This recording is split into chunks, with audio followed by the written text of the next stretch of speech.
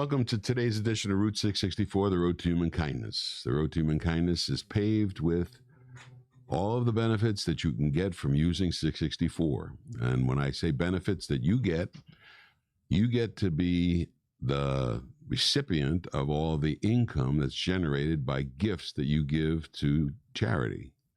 That sounds unusual, right? Most people think that when you give to charity, you lose control. You don't have any call on the money anymore. The money's gone, but that's not the case. There are devices that the Congress gave us a long time ago in 1969, which are charitable devices that you can give to those charitable devices as if you were giving to charity, but you get all the income from those devices, whatever those devices produce. And how that income is produced is dependent on who is managing the trust account.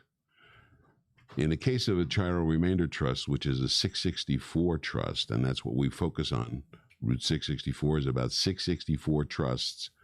664 trusts are ones that you create for yourself. You can create them by using a format that's in Section 664 of the tax code.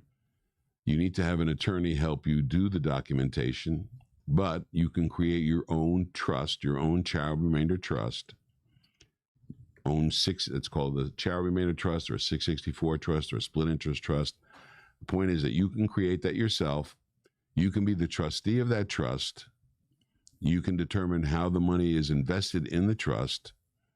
When you create the trust, you determine how much income you're going to take from the trust. You determine what percentage you're going to take of the value of that trust. And that percentage can vary. It depends on a few factors to determine which way that percentage should be regulated. And that has to do with the age of your income beneficiary of the trust who's getting the income. And the impact of that is the younger the income beneficiary, the lower the income percentage needs to be, because you're not going to be able to qualify the trust. And this is something that requires a little bit of knowledge. As you can see, you need to have information that's provided by people who are qualified to do this type of work in terms of how to design the trust. And that's an engineering problem. That's why there are endowment engineers now who can help you navigate how to create that trust in the most effective way possible. So Route 664, our program is focusing on getting you familiar with 664 as a tool that you need to be able to use or can use whenever you want to have a transaction that will benefit you tax-wise. That means if you have a piece of real estate that you're going to sell that you have a capital gain in, or if you have a stock portfolio where you have a gain in the stock portfolio and you want to change the nature of the stock, or you want to change the nature of the real estate, but you don't want to stay in the real estate business and you don't want to hold the stock anymore, you can change that investment without going through a tax window by using a 664 trust. And that's extremely valuable, because that way everything that you have, all the value that you have in that particular asset is maintained. We're maximizing that asset's value, and that's what's going to produce the income. So if you pay less tax, you have more income. That's what the bargain was that Congress made with us all those years ago in 1969. They said, if you do something for charity when you pass, we're going to give you lower taxes while you're alive. And they did that in the form of these 664 trusts. So 664 is the number to remember. And 664 is also the part of our Discovery 664 Academy that we want you to recognize. The Discovery 664 Academy is a way for you to become familiar with all of the terminology that we're talking about here. Also understand financial planning from the standpoint of how you need to put together your own financial plan to include 664 as one of the tools that you're going to use for your endowment. Everybody needs to have an endowment. Everybody has an endowment. They just don't know it. You create an endowment when you start accumulating assets. Anytime you accumulate any assets, it's for the purpose of eventually producing income. If they're not producing income, they're not assets. They're assets, but they're not producing income. So they're not as. That's my my co-host is today. We're going to get Wanda into this shot in a minute, but she's pushing for She wants to get in early. So here's the deal. Assets are not income. They need to be used to produce income. The reason we accumulate assets is so that we can have the most income. At some point in time, we want to be able to turn on that income. When you're working, you don't need other income. But when you stop working, that income needs to replace that income. So that's what this was all about. So we've always had this discussion about assets and income. Yeah. Assets and income. Right. Bottom and top. It's always an issue. Always an issue. Right. This is an issue from a tax planning perspective. Okay. Most people don't really have an understanding of how taxes work, how much taxes are, especially when you're being employed and you're getting a W-2. You get a check, and then there's a stub with the check, but you're getting the net check. You don't look necessarily at the stub, but if you look at the stub, you probably understand quickly how much you pay in taxes, and that's Social Security tax and also income tax. Like, who's FICA? That's FICA, correct. Who is this FICA? Yeah. So people need to concentrate on that because that can be changed. You're not duty bound to pay the most that the law extracts. You can have the right and privilege to reduce your taxes as much as legally possible, but people don't know how to do that. So you asked me before, do you think they're going to get rid of the IRS? Well, there's rumors of getting rid of the IRS. And I wonder, if they did that, what would happen? And what would happen to the tax codes? So that brings up the question of whether we do need to pay tax. That is a question. Right. Well, we have to. We have to have like a group fund that we use to. We need to have some sort of fix the roads, take care of the public spheres. Good. That the money that our government should be using to help solve not community problems, but what we call national or federal problems. Right. Defense. Okay. Yeah, defense is a big issue. Not wars, but just defense. But the point is that tax is necessary. So actually there's two things that are happening. One is they're discussing whether they should have an external revenue service, which that's to collect taxes from other places, not from the citizens of the United States, but from other places like other countries. And that would be collecting the tariffs and other things that they're talking about, which I think is a good thing because it makes it possible for us to pay lower tax here in the United States if we have other resources of income. Well, it just sounds like that would be pretty hard to do. Would like an ambassador of a country, like we have our ambassadors to other countries, I think that's something they would do? Well, yeah, I think, I don't know, it would be the ambassadors, but it would be federal officials who are, their whole purpose is to make sure that we're receiving the monies that we're supposed to receive when we tariff something or collect a tax from an outside source. External revenue service sounds a lot better to me than internal revenue service because at least I know it's not my tax dollars, which is good. And we need to do something about the deficit. One of the things that has been driving force behind the Endow America Network Foundation is the idea of going to an endowed America from an indebted America. So people ask about that. How do we do that? Well, you have a plan. I sure don't know how it's done. I do it by prayer. But I'm sure there's ways of more concrete ways to get these things done. Well, we need to cut back on what the government spends. And actually, it's very similar to your personal budget. The government has the ability to print money, which allows them to exceed their budget when their revenue isn't totally covering their expenses. They're able to print money. You and I, as citizens, we can't do that, but they need to operate on the same basis legally as we do. Yeah, we can't do that. So the government needs to have a budget and be able to support the budget, just as you do. Divorces have occurred over budgets. Yes, they have. And I think there's a divorce going on in the country right now. You have the two sides fighting over things that are related to all that stuff. Yeah. Money is always a big factor in relationships. Yes. And it's not even real. It's just paper. And funnily, that's an interesting word, funnily. We at Endow America Network Foundation probably have diffused a lot of potential divorces through endowment engineering. Excellent. And that is because it's a holistic approach to planning that includes everything. It includes not only just the assets and the liabilities, which are the balance sheet, or not just the budget, but also the people that are involved, who in the family, what is the nature of the family's thoughts about philanthropy. We bring everybody into a discussion to determine what the family's legacy is going to be in the community. That's a very important part of the planning process.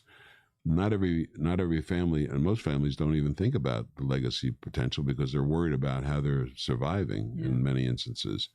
But I've learned a long time ago, somebody said to me, if you want to do very well in your business, focus on free time. And what do you mean by free time? Well, vacation time. If you focus on vacation time, it's a very interesting thing happens. You start to prepare for that vacation and you get accomplished all the things that you need to get accomplished so you can go away on vacation with a free mind. That's the way it's supposed to work. And a vacation actually, as I've learned over time, is like 30 days. If you can go on vacation for 30 days and disconnect. They do that in Europe. Most of the countries in Europe allow for 30-day direct, full, complete 30-day vacation. And that's really a very powerful tool to help people refocus and get back into their power center. Peace. Yeah, they kind of get refreshed. It's like in horse racing, they'll rest a horse for a long time in order to bring him back, and they call that refreshing, a freshening of the horse. The same thing's true with us. We work very hard, and if you never take a break to actually get a chance to have some retrospective view of your life and your work, I think we lose something by not doing that. So if you can take a 30-day break, that would be great. And so that's focusing on free time. I think a lot of heads just exploded. 30 days not working? What? Yeah, a lot of people have that same feeling. Yeah. So in order to take a 30-day vacation, if you just look at that example, what has to happen? You have to be able to know that, first of all, that you can take it from what you're doing as an occupation. People who are self-employed have a harder time, I think, than anybody else to do that, because if you're employed, your employer can say, okay, you're going to take 30 days, this is your 30-day vacation starts now. They have somebody to cover for you. They have your job is not about your own business. But people who are in business for themselves, professionals, people who are entrepreneurs who have their own businesses, they never want to separate from their business because they think it's going to go hula. And so they're also very passionate about what they're doing, hopefully. Well, they're passionate just about want it. To keep working. Yes. And so I can tell you what, in my experience, in order for me to have taken, when I used to take 30-day vacations, I haven't been taking them lately. Because you could do this 24/7 and never get tired. That's right. I'm working on my genius. And that's the point. But even that, sometimes you need to step back and separate yourself. And there are times in the past where that was extremely important to my preservation. So I learned that you do compress a lot of work into a short period of time in order to prepare to be able to take a 30-day vacation. You have to be able to afford to go somewhere, obviously. But what I learned is that it takes like a week to separate yourself from all the things that you think about while you're working. And then you have a 2-week period where you're not really thinking about your work, but you're free to think about whatever you want to think about. And then the last week is you're thinking about going back to what you're doing. Nice and refreshed with great new ideas. Exactly. You're sharpening the saw. You're doing this in Stephen Covey's book, The 7 Habits of Successful People. He always talks about sharpening the saw. This is a period of time where you can sharpen the saw, where you get the opportunity to refresh your thinking. And if you plan to have a 30-day vacation, you will benefit tremendously by increasing your productivity during the time that you're planning for that. And you are able to then deal with the things that you need to straighten out in other areas that you may want to talk to other people like your wife and your family and spend time with them. There's a lot of things that you can do in that 30-day period that make it really enjoyable. So when we talk about budgeting, we budget for that 30-day period in the endowment engineering process. And that's what really saves marriages in a lot of instances, because a lot of people who are self-employed and entrepreneurs, they're so involved in their work, they don't pay any attention to anything else. And that break helps them do that. And budgeting for that break helps them do that. And planning for that break with their family helps them solve other issues. Remember, the pyramid. The pyramid is really important here. When we talk about the confidence pyramid, where you have the first level of it is confidence over money. In order to go away on a 30-day vacation, you do have to have confidence over money. Definitely. Once you've accomplished the confidence over money, and you could do that, then you can start to deal with your confidence over your time and your relationships. And that's a very important 3 levels of the base of the pyramid. From there, you can get to spiritual and eventually get to working at your genius. I'm very fortunate that I've found something that I absolutely love, and I can make my profession in this endowment engineering. How long have you been doing this? A long time, over 40 years. So I haven't been an endowment engineer for 40 years, but probably for the last 25 years, I've been doing endowment engineering. It wasn't called that. I was an advisor in philanthropy, a chartered advisor in philanthropy. I still am, which is a designation that I got from the American College, which is designed to help people who are in the planning business to plan for charitable giving using the devices that we talk about. But I think endowment engineering is a little bit broader because it brings into focus all the things about, you have to learn a lot about a person in order to be able to do the type of planning that we're talking about, because I can't tell somebody to give away money to charity, give away the principal to charity, unless I know that they have other assets that will be available to use if they need to spend the asset. Because when you do give away the property to charity in the form of a charitable remainder trust or a pooled income fund or a charitable gift annuity, you don't have access to the principal. And a lot of times when I talk about giving away an asset, people kind of pull back a little bit and they say, yeah, but I don't want to give away the principal. And that's true in the situation where if you were giving everything to charity, yes. But remember, we're dealing with a holistic planning system, which is endowment engineering. And that means that we are engineering your financial picture to produce an endowment. And it can be in a lot of different ways. The endowment is not just supplied by these charitable gifts, but it's also supplied by the other assets that you own. And so it's a more complete picture than just saying, okay, we're going to give that property away and never see it again. So yes, when you give property to a charity, you are giving away the principal. You're giving away you can pass income from your generation to another generation and to other generations if you want to. The longer that you pass the income from the charitable gift, the lower the tax deduction. So that's a part of the planning. Some people don't need a tax deduction and they want to eliminate it from their estate, and they can pass it on to their children and grandchildren in ways that are estate friendly, estate tax friendly. So when we do endowment engineering, all of those things come into play. And what I said before is that, you're right. Divorces, there's a lot of families struggle with money issues, money talk in a way. Most families don't have money talks. Money mindsets are important. Money mindsets, what you think about money, how you feel about the importance of money, what it is to you. It drives a lot of the. Now, you were young. I mean, your father did this, and so it's this kind of in your blood, really, is where I can see from where I sit. Yeah. So you discovered your genius early, I would say. I didn't know it was my genius at that time. You're a pretty confident guy. Well, the thing about it is that I didn't have confidence over money in the beginning, and that was a very significant part of my growing up, finally becoming a genius at grown up. Did that come from your parents, or did you just figure it out on your own? I think I figured that out on my own. What happened, I didn't like a lot of times I didn't like what I was doing. Mm. And when you work at something that you don't really, not really crazy about. Can you relate? Yeah. Most people are dealing with that in essence. If you're doing a job that you don't really like, it's painful. Especially when you find what you really like and you can do it successfully and be able to benefit from what you're doing as well.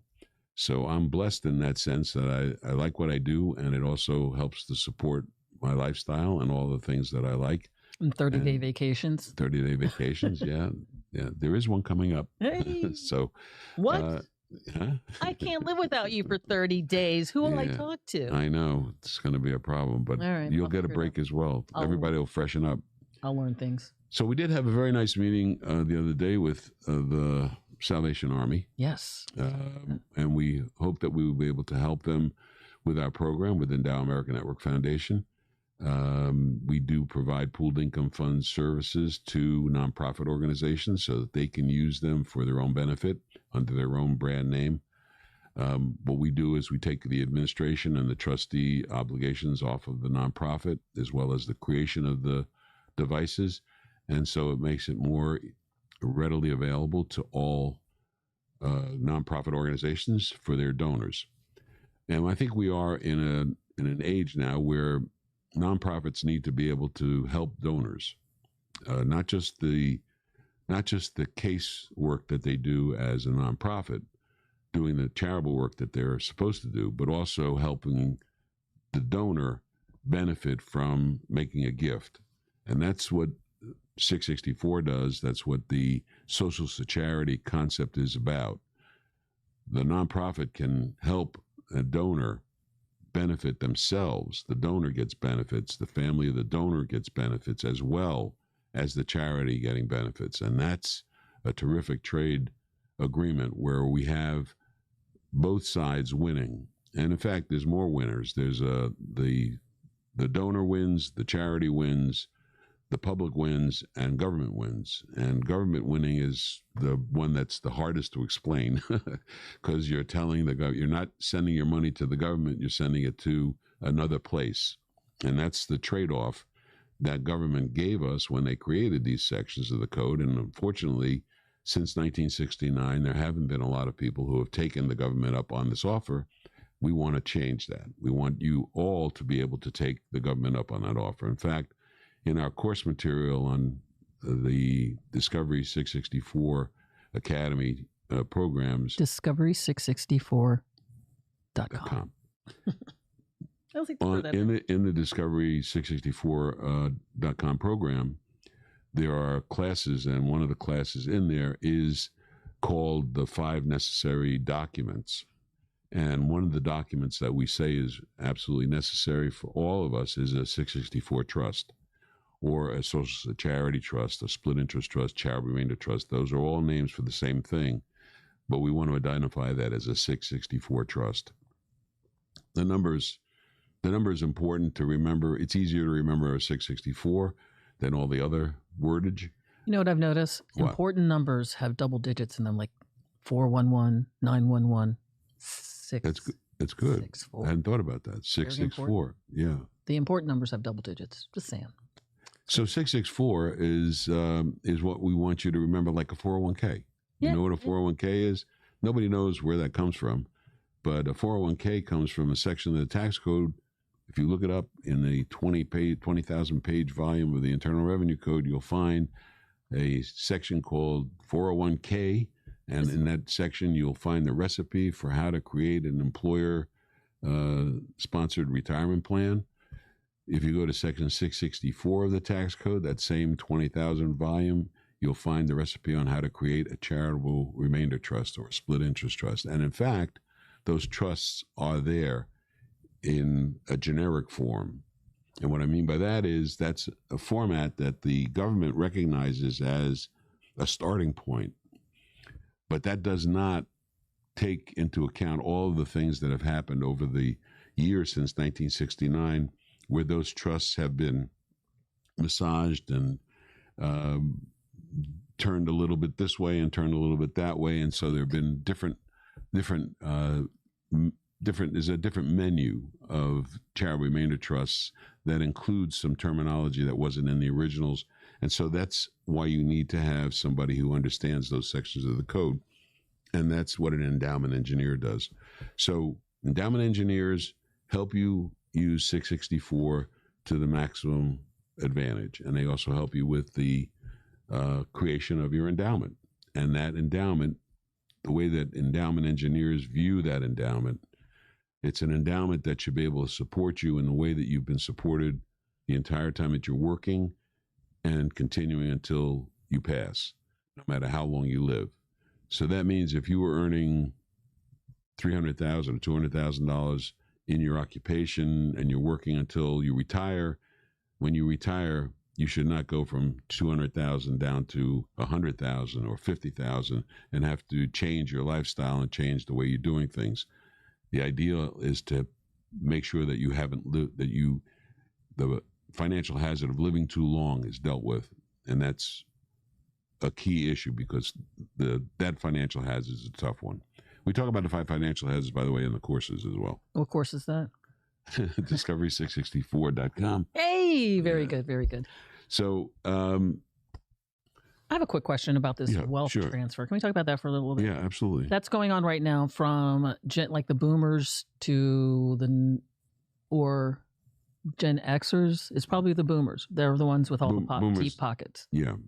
Yeah. The boomers so are now. So what does that mean for the country if all that money is being transferred? Okay, so they estimate that to be anywhere from $68 trillion to $188 trillion, depending on what the gross, what the GDP is, or what the estate tax rules are. But it's a lot of money, and that money is going to pass from one generation to the next, according to how the first generation decides to pass it. Now, if you don't do anything to decide how to pass it, the government's going to take their share of that and a greater share than possibly you need to give.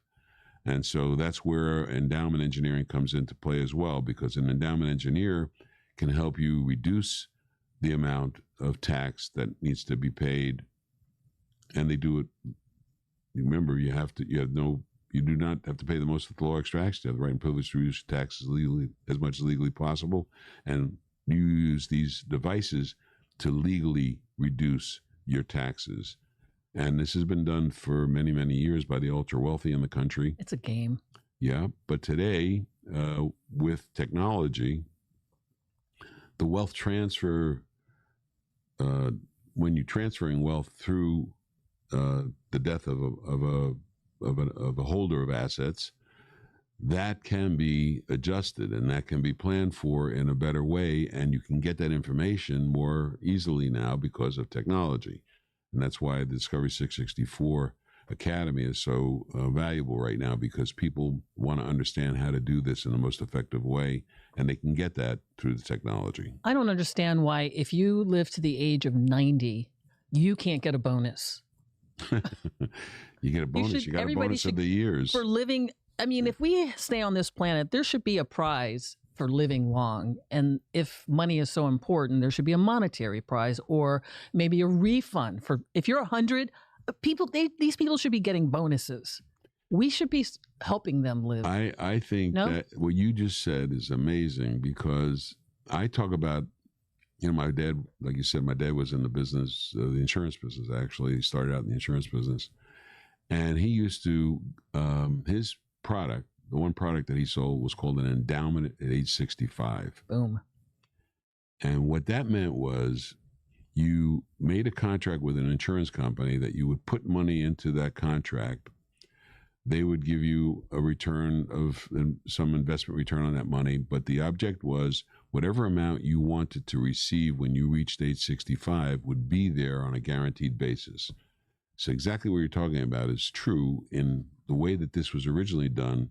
You got rewarded by living to age 65. You take better care of your health? By getting that $100,000 if that's what you were planning for. Great incentive. It is. Now you can create, just so you're aware of it, today you can create endowments at any age that you want. If you wanted an endowment at age 50, you could create an endowment at age 50. You can create an endowment at age 100, 90, 80.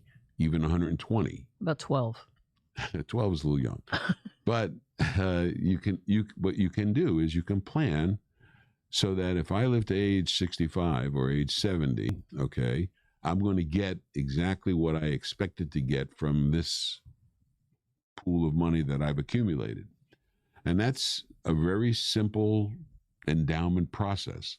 And that's what they used to call it, is endowment age 65, because most people weren't living to age 65 they were just starting to, because this is quite a while ago. And my dad was using that product.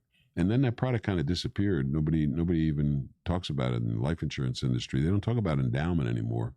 They don't really focus on the reward. The reward is for living. Yeah, the reward for living and well. and living and well. Doing what you said you were going to do and you promised to do with an insurance company, and doing it on a regular basis. If you can save small amounts over a long period of time, they add up. And the power of compound interest in time, as Einstein said, is one of the most powerful tools that's out there. We're bringing endowment back, baby. Exactly. Endow America.